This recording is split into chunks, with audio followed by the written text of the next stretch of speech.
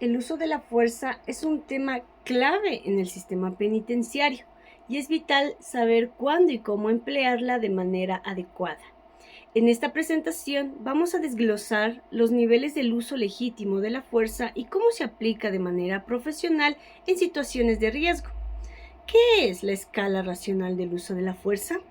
Es un principio utilizado principalmente en el ámbito de la seguridad penitenciaria, que ayuda a determinar qué tipo y nivel de fuerza es apropiado utilizar frente a una situación dada, basándose en la amenaza o resistencia que enfrenta un agente de seguridad penitenciaria. El legítimo uso de la fuerza se refiere al derecho que tiene el personal penitenciario para emplear fuerza física de manera justificada con el fin de protegerse a sí mismos, a otras personas o a mantener el orden. Este uso de la fuerza está regulado por normativas y leyes que determinan en qué situaciones es aceptable y hasta qué punto se puede llegar a utilizar.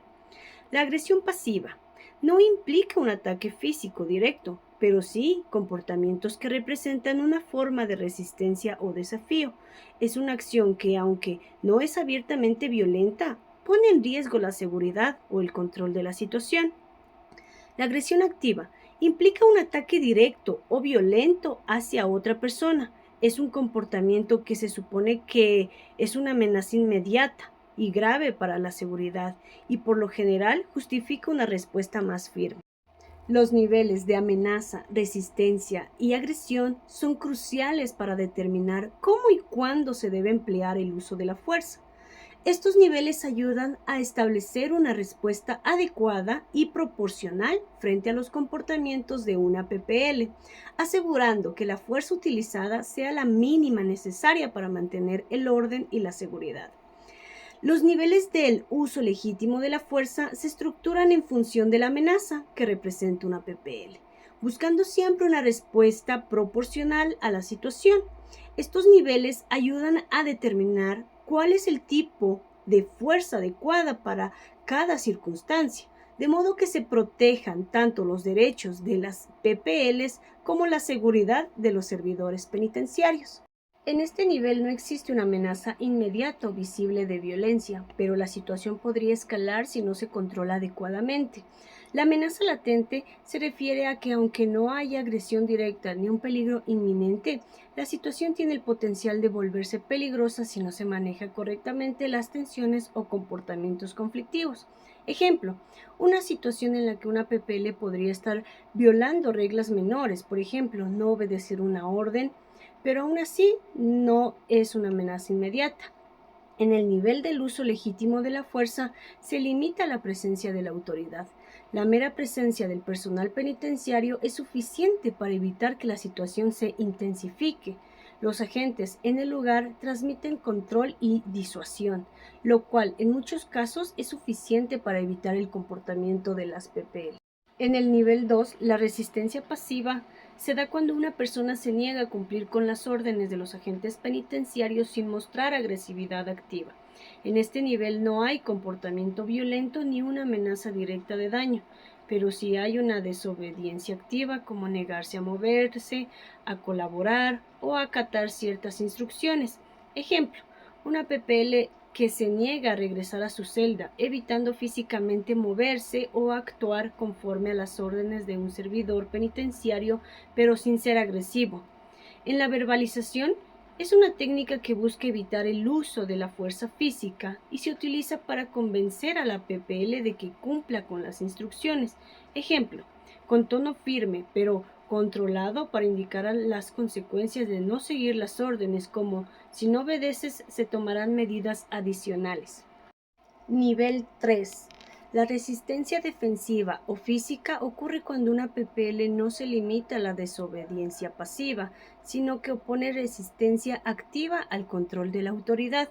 Ejemplo, la PPL que se resiste a ser inmovilizado por un servidor del cuerpo penitenciario forcejeando para evitar ser esposado o llevado a su celda. En el control físico, el objetivo principal es neutralizar la resistencia y obtener el control de la PPL sin recurrir a un uso excesivo de la fuerza.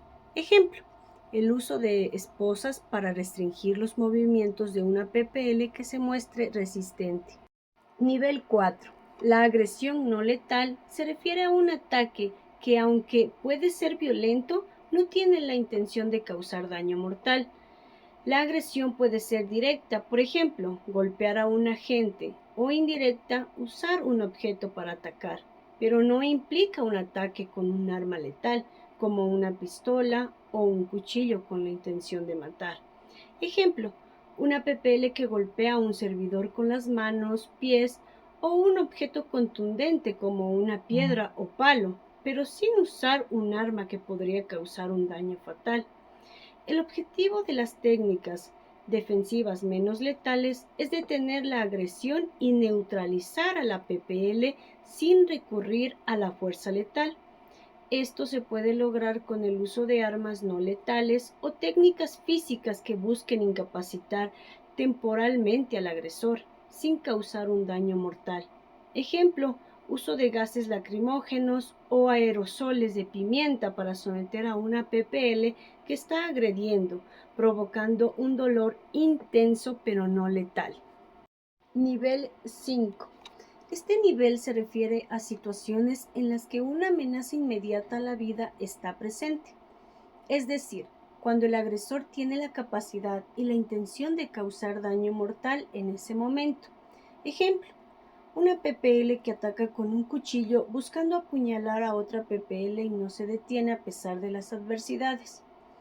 En la fuerza potencialmente letal, se utiliza solo cuando no hay otra opción disponible para proteger la vida y evitar un daño irreparable. Su aplicación debe ser proporcionada a la amenaza que se está enfrentando y debe emplearse solo en circunstancias extremas. La fuerza intencionalmente letal busca detener la amenaza de manera inmediata, utilizando medios que resulten en la muerte del agresor, como disparos a áreas vitales del cuerpo con el objetivo claro de neutralizar la amenaza letal de manera inmediata y definitiva.